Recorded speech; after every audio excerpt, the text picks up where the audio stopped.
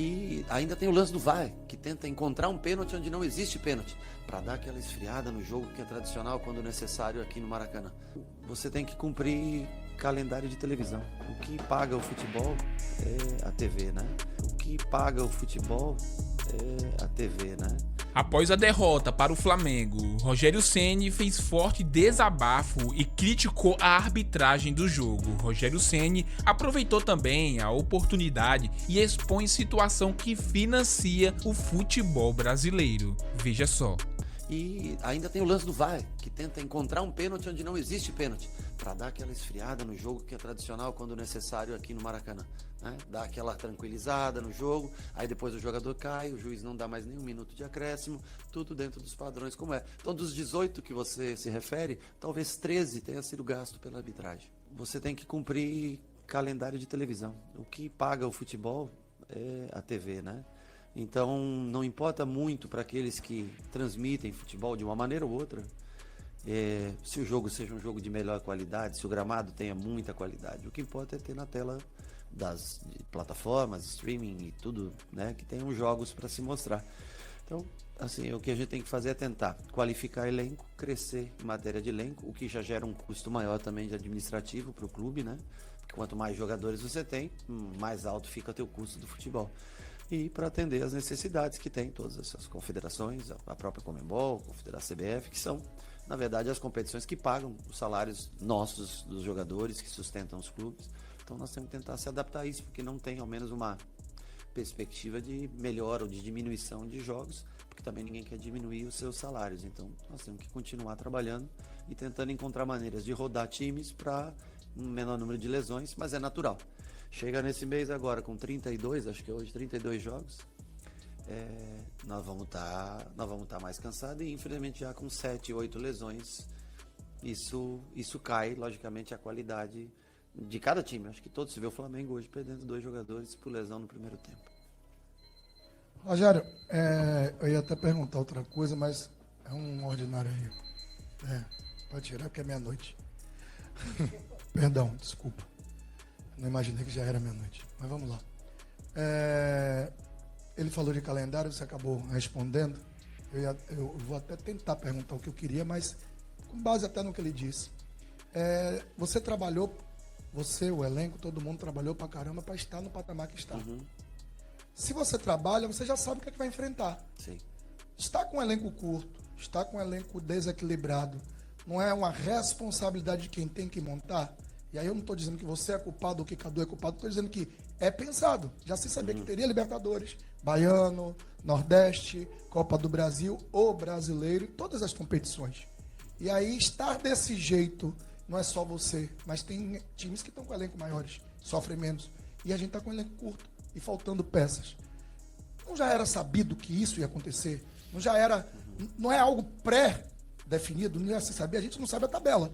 Claro, que até porque é um mangue, a CBF é um mangue, tudo aqui é um mangue, mas não já se sabia esse volume todo de competições e ainda assim a gente tem um elenco com lacunas e posições essenciais? Que carro você anda todo dia? Que carro você tem? Não tem. Não? Você gostaria de ter? Sim. Pois é. A vida é desse jeito, sabe? Arrecadação, gasto. Todo mundo queria ter sempre os melhores jogadores, ter mais opções de jogadores, mas é de acordo com aquilo, é lei da vida, né? Cada um gostaria de morar numa casa maior, numa casa melhor. Então, assim, eu não acho que o elenco é curto, tá?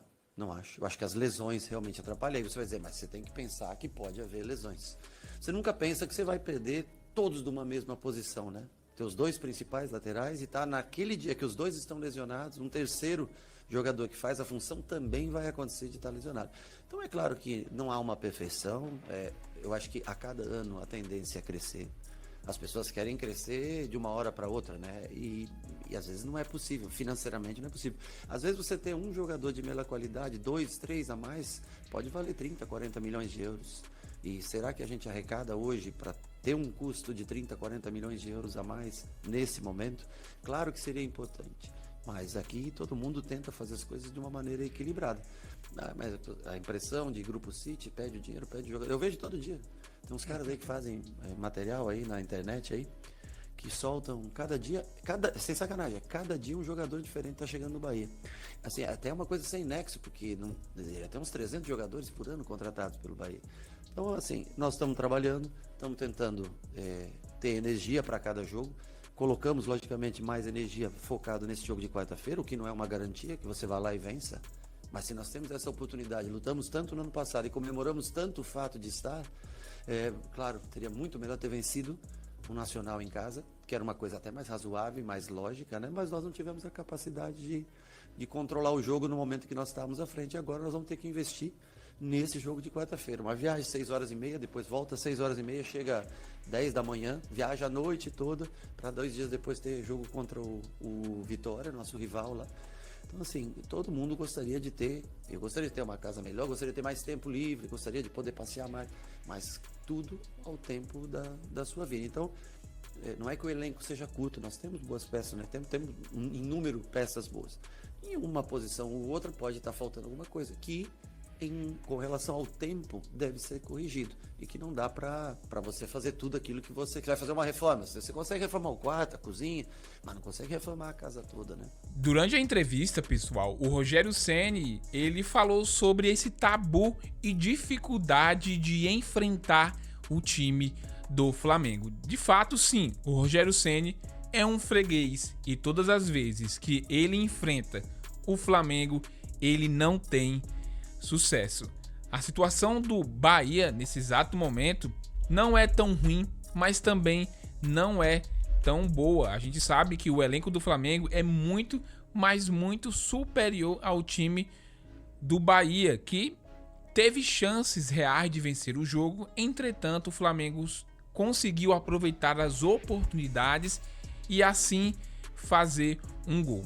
Durante a entrevista, o Rogério Ceni, ele mostrou-se muito insatisfeito com a arbitragem do jogo. Apesar do Bahia ter um jogador a mais, ele falou sobre a arbitragem, e que no caso foi o Daronco. Quem acompanhou o jogo viu que o jogo foi muito picotado.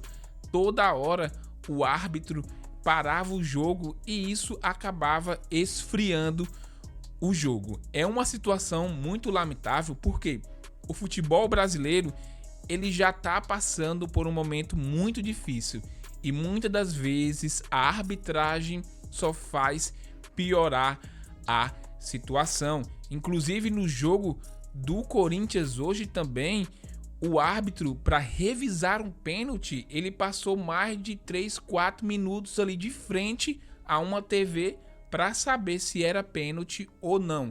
Então isso é absurdo o que vem acontecendo no futebol brasileiro em relação à arbitragem. O árbitro que apitou o jogo do Corinthians estava muito fraco, não demonstrou uma autoridade para poder apitar o jogo.